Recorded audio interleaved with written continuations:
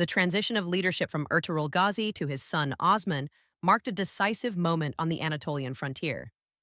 Following Ertuğrul's death, Osman inherited not only command of the Kayu tribe, but also responsibility for a strategically positioned border territory facing Byzantine strongholds.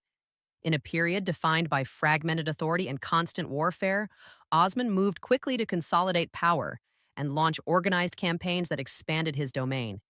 His early conquests would become foundational to the emergence of a new regional power. When Osman assumed leadership, the frontier environment was both dangerous and full of opportunity. The weakening of centralized Seljuk control had left local rulers largely responsible for their own defense and expansion. Byzantine garrisons still controlled fortified towns scattered across northwestern Anatolia, but their influence had diminished due to internal political struggles and stretched resources. This created openings for ambitious frontier leaders willing to act decisively. Osman began by strengthening internal unity among his followers. Leadership transitions in tribal societies could invite rivalry, but he secured loyalty through a combination of diplomacy, fair distribution of resources, and clear military direction. Councils of elders and experienced warriors played an advisory role, reinforcing collective commitment to expansion. Osman's authority rested not only on inheritance, but on his ability to inspire confidence in a shared future. Recognizing the importance of organization, Osman shifted from irregular raiding to more structured military campaigns. Intelligence gathering became a priority. Scouts monitored Byzantine defenses, trade routes, and troop movements. This information allowed Osman to plan targeted operations aimed at isolating and capturing key strongholds, rather than engaging in unfocused skirmishes. His strategy emphasized patience, preparation, and the efficient use of manpower.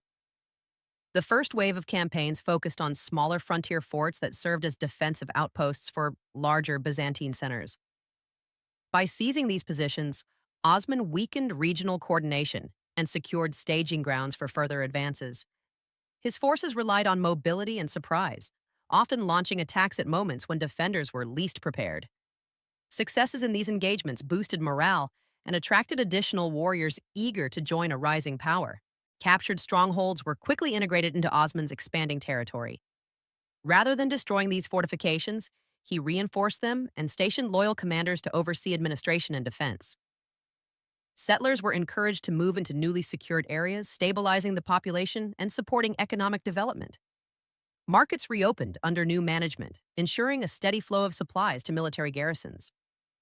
As Osman's reputation grew, alliances with neighboring groups became increasingly important. Some local communities chose cooperation over resistance, negotiating arrangements that preserved a degree of autonomy in exchange for protection. These agreements reduced the need for prolonged sieges and allowed Osman to extend influence without exhausting his forces. Diplomacy and warfare functioned as complementary tools in his expansion strategy. The capture of larger Byzantine strongholds required more complex operations. Osman's commanders coordinated multi-phase assaults that combined siege tactics with psychological pressure. Cutting supply lines forced defenders into difficult positions, while demonstrations of strength discouraged relief efforts. When fortresses fell, their acquisition sent a clear message that the balance of power on the frontier was shifting. Economic considerations played a central role in Osman's campaigns. Control of fortified towns meant access to trade routes and taxation. Revenue generated from commerce supported further military activity and infrastructure improvements. Roads were secured to facilitate movement of goods and troops, strengthening connections between scattered settlements. This integration transformed a loose frontier territory into a more cohesive political entity. Osman also invested in building administrative capacity. Trusted lieutenants were appointed to govern newly acquired lands, ensuring consistent enforcement of laws and collection of revenues.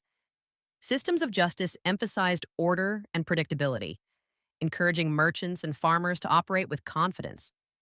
Stability attracted migration, increasing the manpower available for both economic production and defense. Religious and cultural institutions reinforced Osman's legitimacy.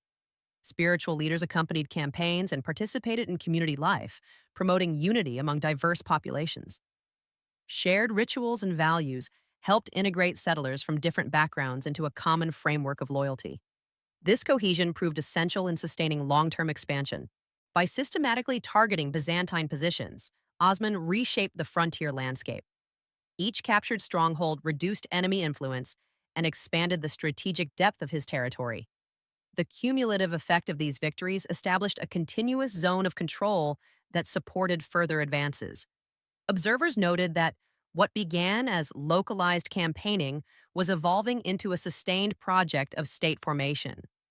External pressures continued to influence Osman's decisions. Regional politics remained fluid, with neighboring powers monitoring his rise.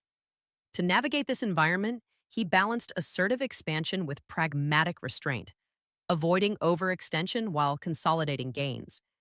This measured approach preserved resources and minimized internal strain. The transformation of Osman's domain was visible in its growing administrative sophistication and military discipline. Frontier settlements that once depended on improvisation now operated within an emerging structure of governance. Defensive networks linked fortified towns, enabling coordinated responses to threats. Economic growth reinforced political authority, creating a cycle of expansion and consolidation. Osman's leadership style combined personal bravery with strategic foresight. He participated actively in campaigns, reinforcing bonds with his warriors, yet he also delegated responsibilities to capable subordinates.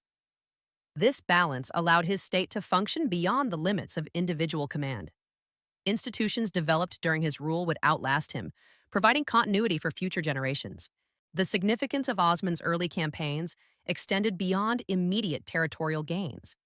They demonstrated that organized frontier leadership could achieve sustained success against established powers. His model of integrating military conquest with administrative development set a precedent for subsequent expansion. Communities under his control experienced a shift from precarious border existence to structured governance.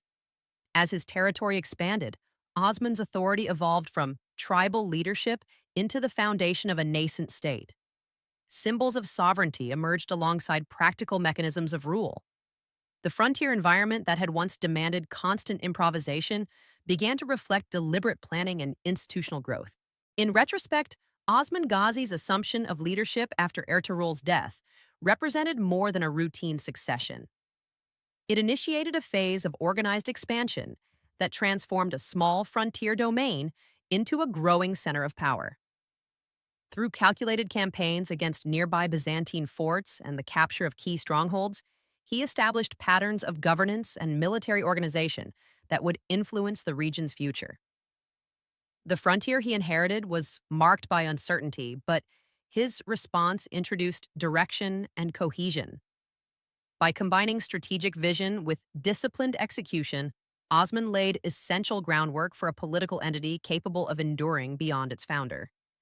His early achievements stand as a testament to how leadership and opportunity can converge to alter the course of regional history.